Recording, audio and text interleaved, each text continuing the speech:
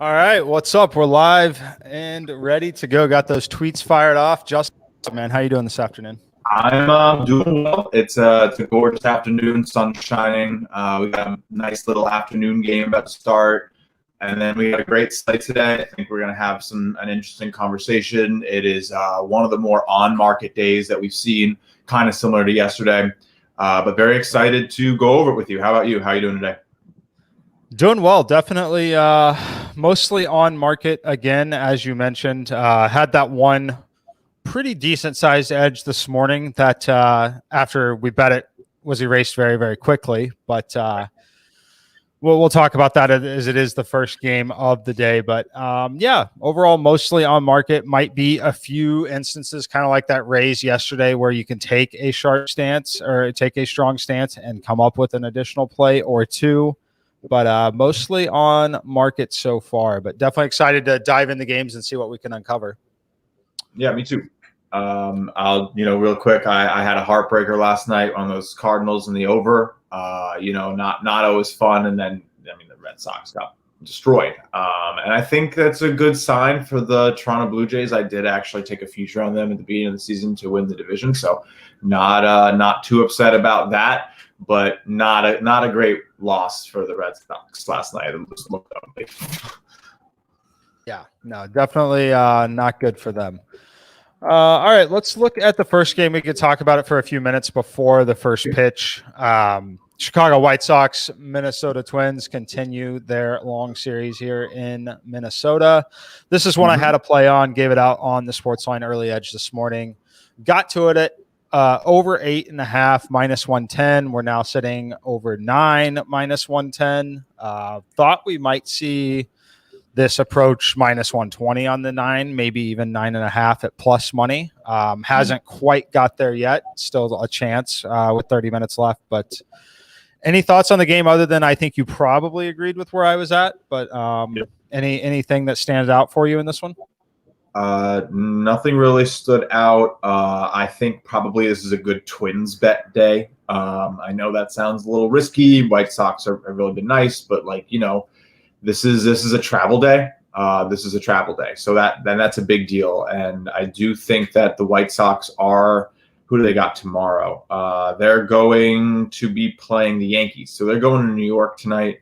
And they have a day off, so they're sitting guys. I know they're sitting guys. I know Abreu isn't in the lineup. If I was going to make a play on the game, I don't hate taking the Minnesota Twins plus 1.5. Oh, I can't speak today. It's a good one.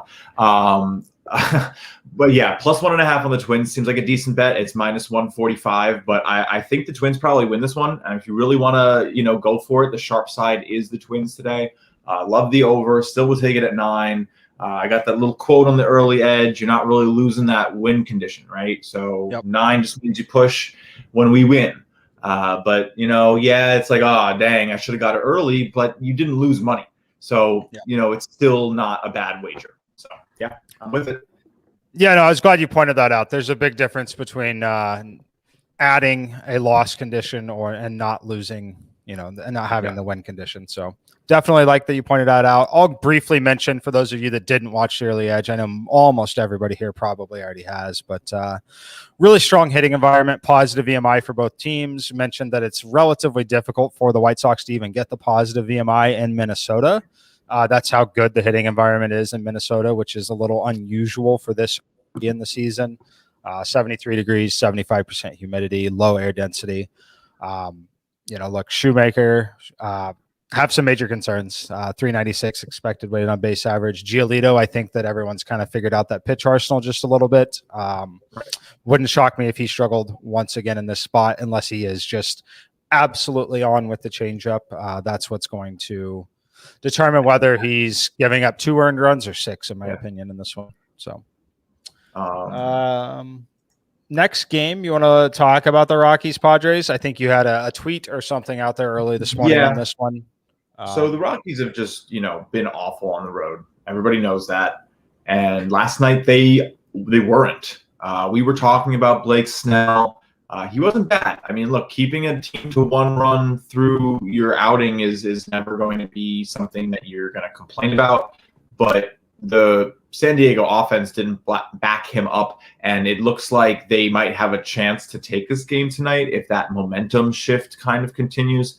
The game was there for the Rockies to take. This thing went into the 10th inning, and with the new rules in OT, in extra innings, you're going to have your opportunities. It is an even pegging. Now, the San Diego bullpen came through, the hitting came through, they did walk it off, but, I think that if you're going to play this game, you're going to play this on the letdown factor, or you're going to take the swing at the plus money on the Rockies. So, I don't really feel like I want to take the Rockies. I've been watching them too much. I feel like after last night, they could probably just fall off instead of coming on and winning. This is a small system edge for me to take this -1.5.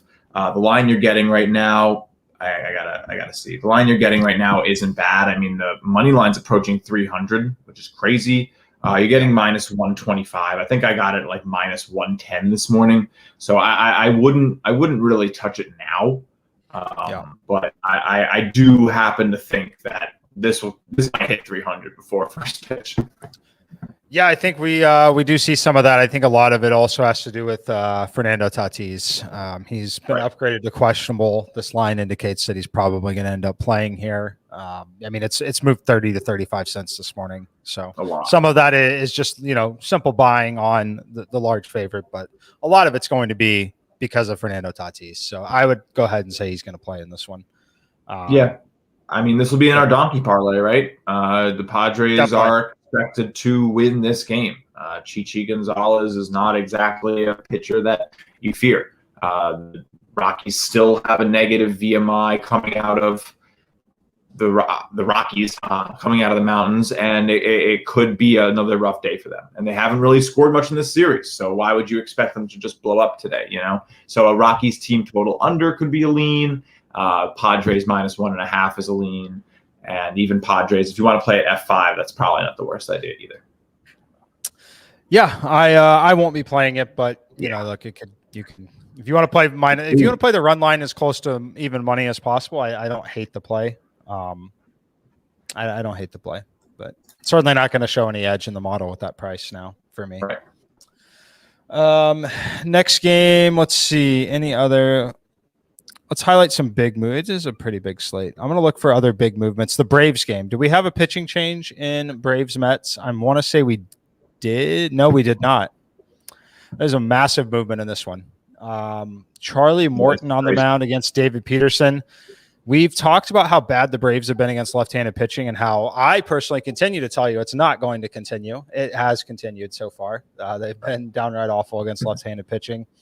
They have moved from -140 to -180. It was a huge buy at 165 that propelled it to -185. I'm seeing 189 on the consensus odds on action. So, wow, that's ridiculous. It's ridiculous. Yeah, it is 190 at MGM. Yeah, you're right. 180 at DraftKings. 180 William Hill. But that is insane movement. Very clearly the sharp side in this game. But yeah, I mean, it's even more of the money than it is the bet percentage. I mean, I think people are going to grab the Mets here. I don't hate it at the price you're getting. I don't. We've seen that the Braves have been a team you can successfully fade. I've been watching their results come in all year. Every time someone bets on the Braves at the favorite line, they feel like it comes out of it unhappy. Mets are 7-3 in their last 10. You probably don't know that. Probably doesn't feel like the Mets are 7-3 in the last 10. Braves are 4-6, and they're actually worse at home than they are on the road. So, they're 10-10 on the road. They're 9-13 at home.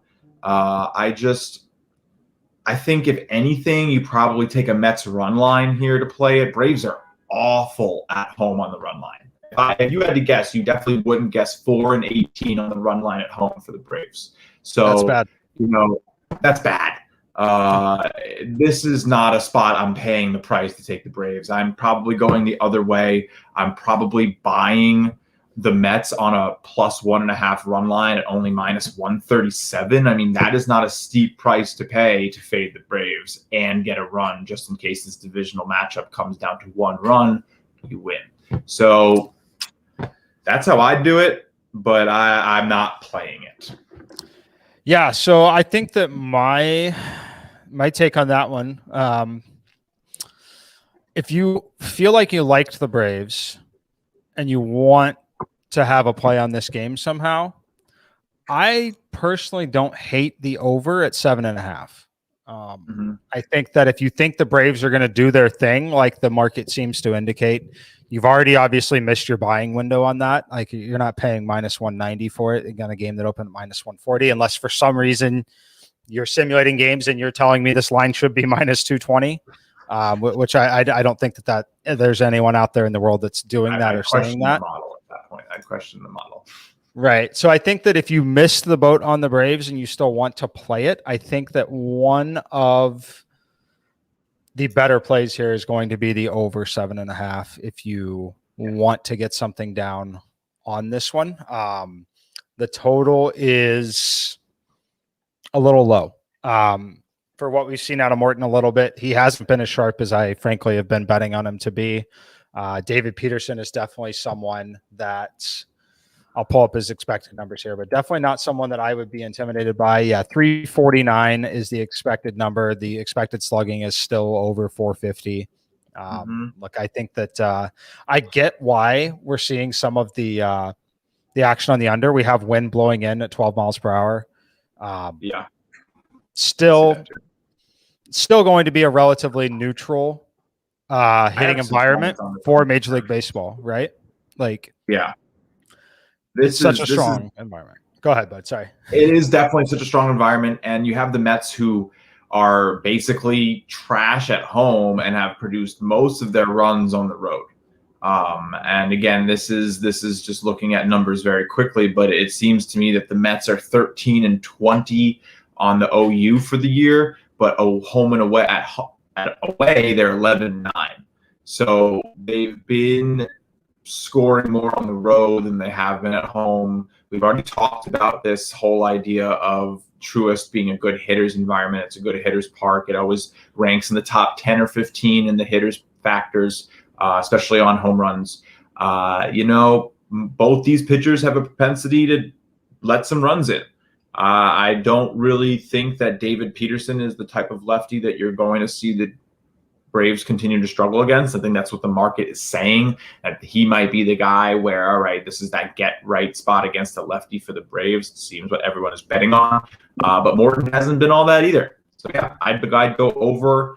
I wouldn't pay for the Braves. That window's definitely closed. And if your model said minus 220, you would have bet it at 6 a.m. this morning. So let's get that out of the way. Yeah. So you would have put a lot of money on it. So, but anyway, all right, let's move on though. Let's not spend too much time on the NL East. Jeez. All right. As you say that, let's look at another. I was gonna say we could look at another NL East game next, but we'll go. Which one's on your schedule next? We'll play whatever's next. My schedule is just all over, but we can stay at the 4:05 game. I think because my tracker has games that I have little bets on, so it's all okay. So yeah, we can go with the Miami-Philly game. That's going to be a really interesting one. There has been minor movement on this line this morning towards Miami. I think I saw it at like plus 116 for Miami, and now you're getting like plus 112, plus 110. Trevor Rogers, we talk about him a lot. People like him. You're still getting a good price on him. I'd probably play it first 5 if I had to play it. Elfin is a little worrisome. We saw him sort of just get clobbered by the Nationals in that first inning and then settle in pretty nicely. Could very easily happen again. Miami's beat him up last year. I think I saw a Sportsline expert talking about that. Potentially Zach mentioned it in his blurb. So I don't know. What are you thinking on this one? Yeah, I think that I'm a little, obviously it's a small sample size, but Rogers has been significantly worse. Not at home. On the road, he's been worse. Looking at actual weighted on base average, it's a good 50-point jump. Now, to give it some, he's 237 weighted on base average allowed at home. Obviously very good. Probably not sustainable at that number. Probably should regress to that 281 number that we've seen so far on the road. But he's given up more walks there, given up the home runs there. I think it's a spot that, it's going to be, he's going to be a variant spot. Like what he was doing at home and how good he's been so far this year, I'm not sure that I'm not sure it's sustainable. Right. So we'll see. But I don't have a strong take on this one. The only thing to mention is JT Realmuto is questionable once again. It seems like he's had that questionable tag for a week now. I don't really have any take on it other than it would not shock me at all if Rodgers is not sharp for a second straight road start, and this one sails over the total pretty easily. Yep. Over looks like it's the sharpest side of the day on this game. That's probably how I would play it. I think, again, you could probably find value on a first 5 over, right? You get 3.5 right now, minus 125. I don't hate that juice. Rodgers, if he's going to struggle, is not going to struggle in the 6th. Because if he's cruising, he's going to get to the 6th only if he's cruising. He's usually going to get pulled in after the 5th or in the 6th if he's having some trouble that third rotation. So minus 125 over 3.5 F5 looks kind of fun. I might put like a small little like $10 bet on it or something and see what happens. But yeah, there's probably going to be some runs. There have been runs in NL East matchups all year. Yep, no doubt. Question from the chat asking where you can get my full card. Honestly, you get my full card. A typical day, I have 1 to 2, at most 3 plays, it seems. I, for better or worse, typically blindly follow the model, and a lot of times it is very close to the market.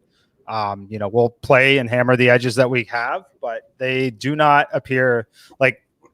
I try to tell people all the time, and it's, the majority of people, 99.9%, are not modeling games. They're picking games, right? I'm not picking games. If you're modeling games and you have plays every single day on a daily basis, there's something wrong. There's something wrong with the model. It should be much tighter to the market than that. Now, you can have several leans and you can have several smaller plays. Like, in a perfect world, I have a play on every game, but some of them maybe even less than 1/10 of a unit. We're playing to the model edge in those situations, but that is difficult to give to the public. That is difficult to get other people to understand how that will actually work. So it's not something that I do other than breaking down these games game by game. And then occasionally, if you follow, you will understand where my leans are. I'll tell you when I'm looking at playing 1/10, 1/4, whatever. But as far as full plays, it's typically 1 to 3. I don't know that I've had a day with more than 3 full plays all season. It's been a while. Yeah. I mean, as someone who's always watching what you play, there's no real need to force plays. I only have 1 play up on Sportsline today. It's just, we'll talk about it, but there's feelings that I have on smaller things like, okay, the Padres run line, but it doesn't pass that threshold of confidence. And it's funny, we talked about this yesterday, and what we had talked about right before hit perfectly, right? Yesterday when I said threshold of confidence, Mike had just said, oh, well, the Orioles might be down 4-0 after the first inning. And what do you know? After the second inning, they were getting destroyed. So, some days we're going to be like spot on, and it's going to be like, how are these genies doing it? What crystal ball do they have? And why aren't they betting everything that they do? But then some days the leans are going to be wildly off, and that's the days where it pays to be super disciplined and only go by the system, the model, whatever you have employed to win your bets. Yeah, and to that point too, like Rays, like I ended up getting a lot of exposure to that Rays through daily fantasy. Had lots of Rays stacks in DFS, despite my pitchers getting shelled. Andrew Heaney, Blake Snell wasn't sharp. I was still able to cash very nicely last night, thanks to the strong take that I had on the Rays, making them my top stack, had them in every lineup, etc. But so you can use that information not just to place a bet when you're watching this show, obviously, because that's another thing that that's how I get down on some of my edges as well. As if I don't have the edge in the betting market, that doesn't mean that it may not exist in the daily fantasy market as well. I couldn't agree more. Okay, next we'll talk about Giants Reds real quick. Sure. Not a lot of movement here. Giants tagged as the sharp side so far. I don't have a strong take on this one. I don't know if you do. I guess the only piece of relevant news is Donovan Solano is returning for the Giants. He does hit left-handed pitching incredibly well. Good park shift for him at Great American Ballpark individually and for the team. But any thoughts on this one for you? If I had to take a lean on it, I'd probably go with the over on this one.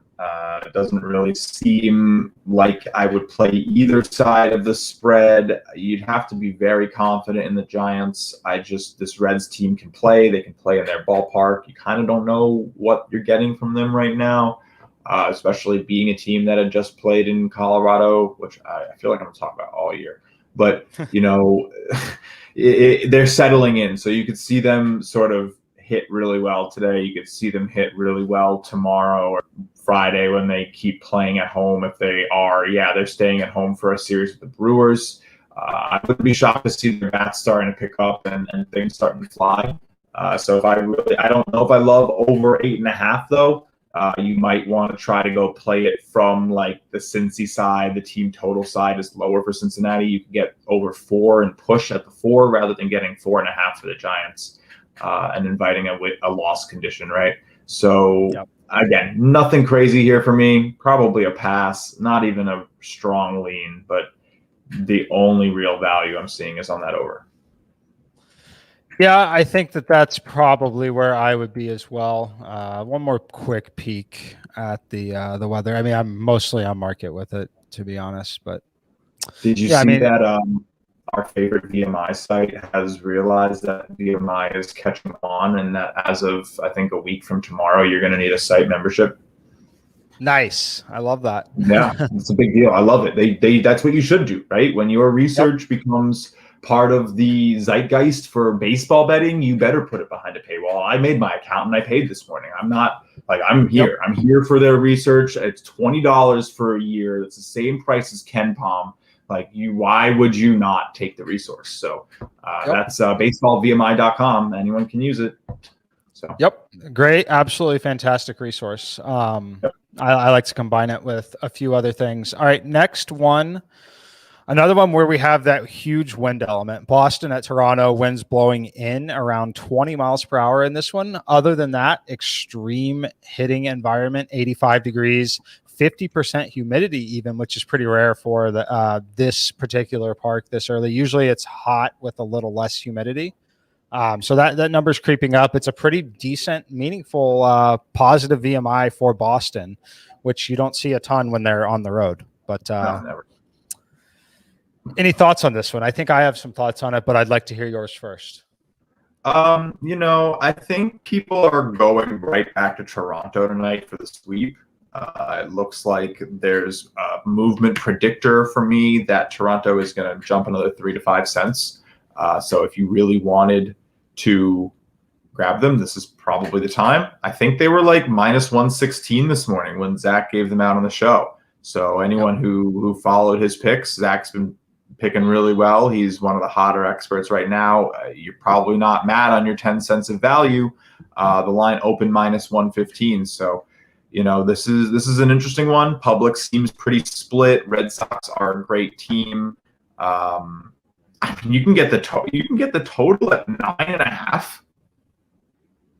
That I hadn't seen move. That opened at 10.5. That is some crazy movement. That I'm interested to hear your thoughts on. That's so much movement. I would probably end up fading the market, knowing the ballpark they're in, knowing that Boston is probably looking to put some runs up today after getting blanked last night 8-0. And again, Toronto is just a consistent 4-5 run team. So I don't know. Interested to hear what you think. Yep, definitely my thoughts. I had not caught the movement of a full run down. I will continue to monitor that. It looks like I'm not even having to pay juice on the under. It's minus 105 on the under 9.5, or minus 105 on the over 9.5. Excuse me. Yeah. So I'll wait that out. See if the market somehow gives me plus money to take the over 9.5. But that's most definitely my lean. My hot take on this one would be, which is probably going to really support the overplay, especially if you want to follow what Zach gave on the early edge. My hot take on this one is that I will absolutely have Boston Red Sox stacks in daily fantasy tonight. I love the Red Sox bats in this matchup, personally. So Good. that's one that I will definitely be stacking them in DFS. Probably have just talked myself in to an overplay. I hadn't seen the full run dropping down. I'll have to check where the model was exactly on the total on that one again, because I wrote it off at 10.5 because I'm pretty sure it was 10.4 in the model. And you were laying some juice initially when it opened, but let me take a peek. This is one where, okay. So we said it before on the show. The sharpest bettors usually either bet the moment the lines open or right before they close. So this is a scenario where you didn't get it right where it opened, and the market is moving towards more value for you. So unlike, a lot of different types of markets like the stock market or whatever, timing betting markets is okay. So you can sit there and wait for the lines and watch towards the first pitch. And if it never, starts to get bought back, you just buy it right before first pitch if you feel like it's the right play. You get the best value that you've seen all day on it. Or the moment it starts buying back a little bit because the sharps are doing the same thing you're trying to do, you get the price you can. And I mean, again, over 9.5. This is just 10 runs shouldn't be that hard for this game. So I think some are digging in. I haven't disclosed it publicly here a lot. Back in 2015, 2016, when I used to bet baseball really heavily, I had massive edges with certain umpires, right? Even up until last year, there were a few umpires where we're talking 150 game sample where they're hitting over or under at a 60% clip, and you could literally blindly bet and profit throughout the season based on no other import of the game other than which umpire was calling balls and strikes behind home plate. That edge was certainly, it was very pronounced 2015, 2016. To the point where, like, in actual casinos, I was limited, had to get manager approval to bet a $500 bet in a casino in Las Vegas. So that is something that I still talk about and use. I don't talk about it a lot publicly. What are your MLB umpires, when you get the squad, they rotate counterclockwise around the mound. So whoever was at first base last night will be the home plate umpire tonight. The home plate umpire tonight in this game is Roberto Ortiz. He has so far been a very strong under umpire this season. That could potentially be why. Yeah. Because if you go back to 2020, he was also a 54% under guy.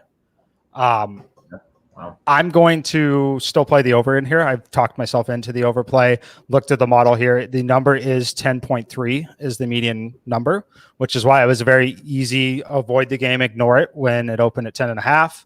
At 9.5, especially not laying juice, we're going to have a play on it. What I will say, though, if you look at the games that he has called this year, at St. Louis, at Kansas City, at Tampa Bay, at Washington, and then at Baltimore.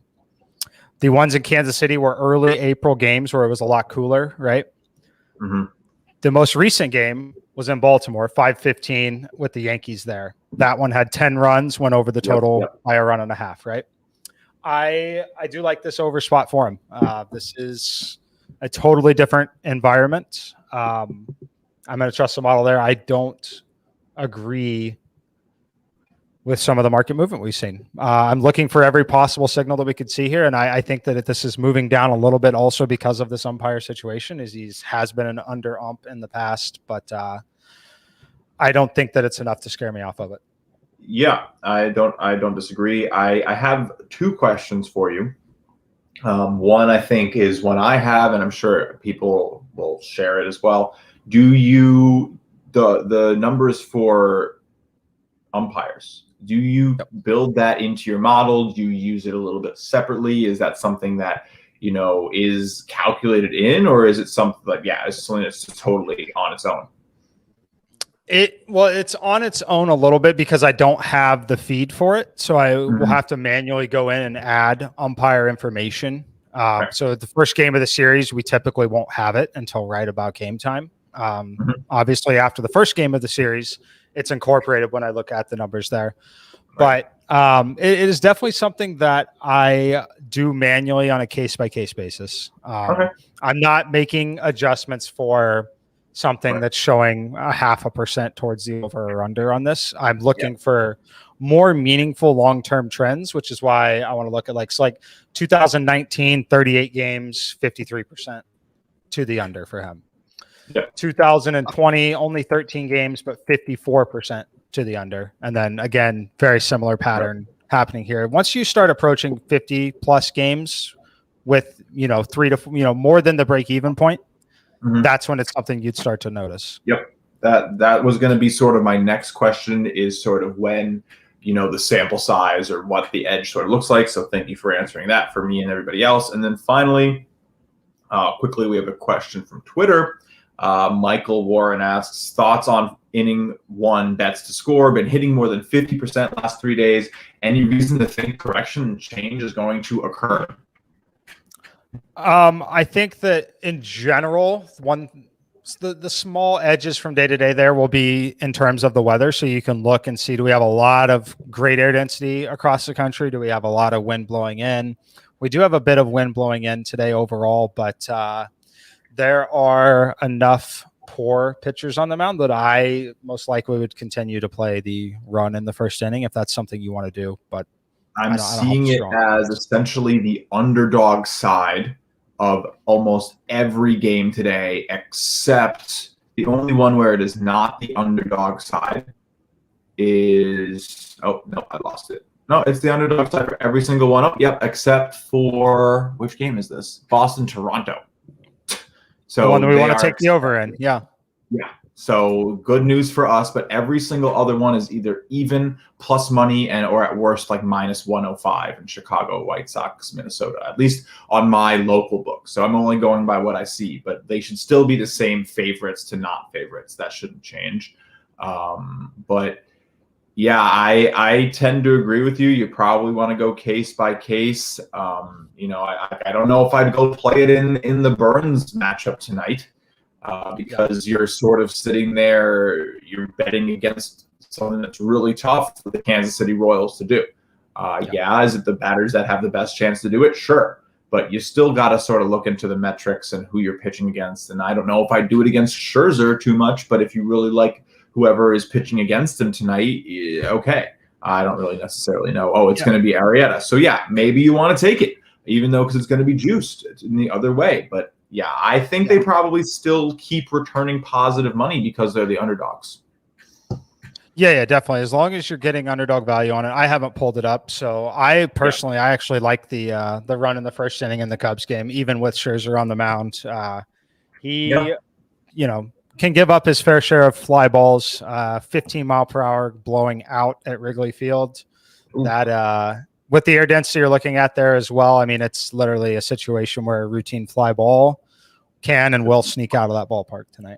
Yep. So, well, hey, I guess we'll come back and we'll see. And we always watch them when we talk about it. And I know it's been on a hot run ever since we first talked about it. And anyone who's been doing it since we spoke about it is probably loving the show. So cheers to them. All right, let's try to, it's still a pretty big slate. Let's try to cover maybe some key thoughts, give out the donkey parlay, and not go over an hour. Yeah, we're definitely not going to hit an hour today. We're going to speed this up. Let's look for a couple of the big movements. That Brewers game, big movement. Royals tagged as the sharp side now. It makes sense at the current price, but I think that's all related to Burns, right? Yep, 100%. Definitely. I mean, he lost his last start, didn't he? So my guess is he bounces back. People are going to pile on the ace. Your window's probably gone. I wouldn't touch much of this. Maybe an underplay for the Kansas City side if you have to. Some steam movement here on the Seattle Mariners. They're up to minus 150. Obviously, they got no hit for the second time this season already. They opened minus 125. We've seen 25 cents of movement in favor of the Mariners. That's a lot of movement for a team that just got no hit in that spot. Sometimes I don't understand the market, man. Sometimes I could sit here and just shake my head, and I don't get it. The Mariners, I don't know what happened. They started hot. They were one of the best road dogs to start the year. But yeah, they're playing school ball tonight, but I don't know. The Tigers have been producing. The Tigers have been winning. The Tigers have been the better team in this matchup here. So I don't know. The Mariners are 2-4 when they're favored. They've never gone over when they're favored. So that's an interesting thing to look out for tonight. They're normally an underdog for a reason. Tigers 7-3 last 10, Mariners 3-7. I'm not paying a price on the Mariners. Hell no. Yeah, I'm not paying the price on it, but I will tell you a really funny stat because I obviously am just using a quick Control F when I'm using a browser on screen.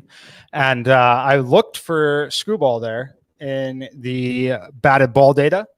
He rates 119th out of 119 in terms of barrels per plate appearance. 12.5% of the plate appearances are resulting in a barrel ball.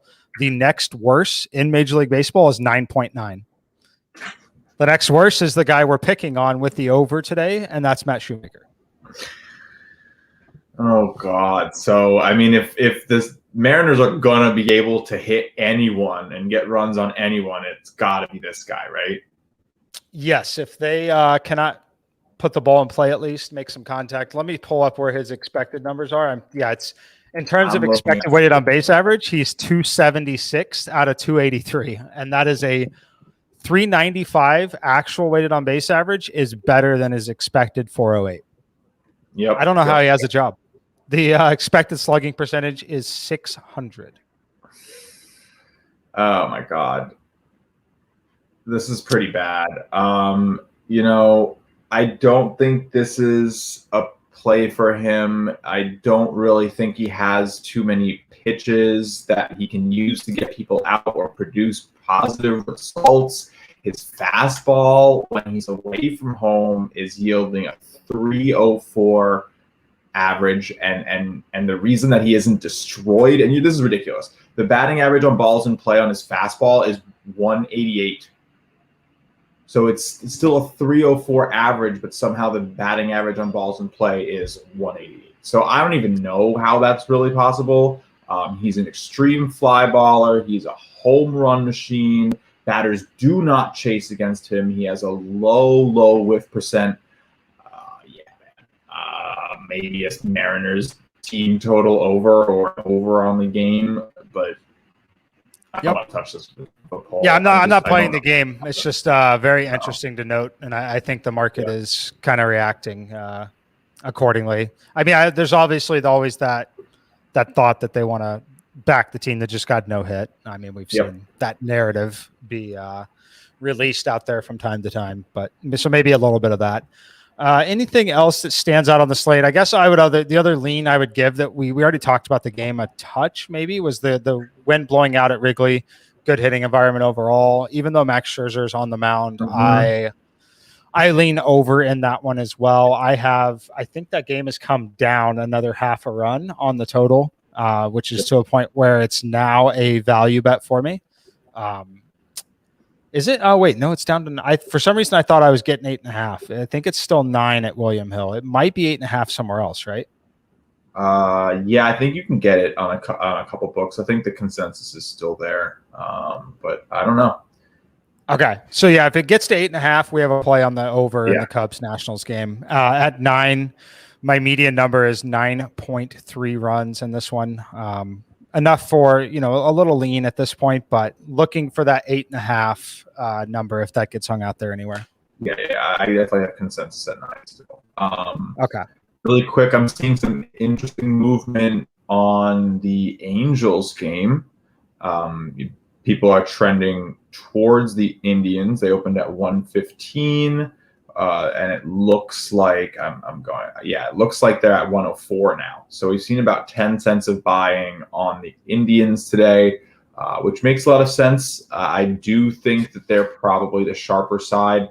Yeah, Ohtani has that name brand value. But you know what? This team doesn't have a two like someone tweeted about yesterday. I think that Trout's going to cost the Angels 2 whole wins over his 6-week absence, and 2 wins doesn't sound like a lot, man, but that is crazy. That's crazy. No, So that's a big number. Big number. Big number. So look, Otani's great. It's going to be great to watch him pitch, but this is just not a game where I see the Angels able to produce enough to compete. They're going to have this problem for the next 5 to 6 weeks. Trout is so important. He's so important defensively too. The fielding percentage is going to be a little bit tougher for them. So, yeah, I'm not backing the Angels without him on the squad. I don't care MVP Otani or not. They're not getting my money. Yep. No, I feel that for sure. Definitely no play there. Let's see. Anything else on this slate that we want to talk about? I think we can. I'll give a little quick donkey parlay if you really want it. You probably put the Dodgers in there. I think another big one today is the Padres. These are teams that you expect to really win. The Cardinals, we can touch on that game. That would be in there on the money line. Jack Flaherty's pitching, and the guy hasn't lost.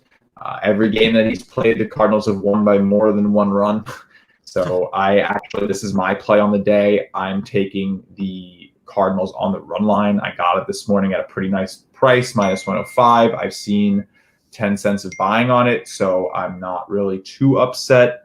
I'm not upset at all. So yeah, Cardinals, Dodgers, and the Padres are definitely my first 3 to go in the donkey parlay. What would you throw in there if you had to, Mike? Let's see. Donkey parlay of the day. I think you can always. The Yankees are always a candidate. Yep. The Braves, if people want to chase the steam with the Braves, I think a lot of people might do that as well. -180 at home. It's that's something I could see thrown in there. I have a fun you mentioned it with the Padres, so let's hear what you got. I'm not going to bet it either way, as you know. So throw it in there, whatever you guys want. I thought that we could have a little fun by taking the Indians on the run line, which is going to end up being a really, really steep line at -190. This is a line that they should hit, right? Without Trout, I don't think that the Angels are going to be running away with a win. It's going to be some close, tight game, and the Indians have been competitive. So, yeah, I think my fourth leg for the donkey parlay would be the Cleveland Indians +1.5. I was going to put the Houston Astros +1.5, but they're now the favorite. That line has switched from this morning. So you were able to get like +1.5, -220 on the Astros this morning, which actually hit yesterday with the Astros losing. So I think that's right up in the air again. Those teams don't like each other. But anyway, I think it's going to be a great day. It's going to be a fun one. We got a lot of fun baseball. White Sox already have a man on. Hopefully Yerman Mercedes makes everyone mad and hits another 3-0 pitch out for us. But no, I think it's going to be a good one. Yeah, I think it's going to be a good day as well. Like I said, we gave a few lanes in there. I think going forward, we'll have the little chapter marks in the video. So when you go back and watch it, we'll have notes for certain games, help you guys to rewatch some of that content. But other than that, that's going to do it for today. We'll be back tomorrow, same time. Thanks for tuning in, guys.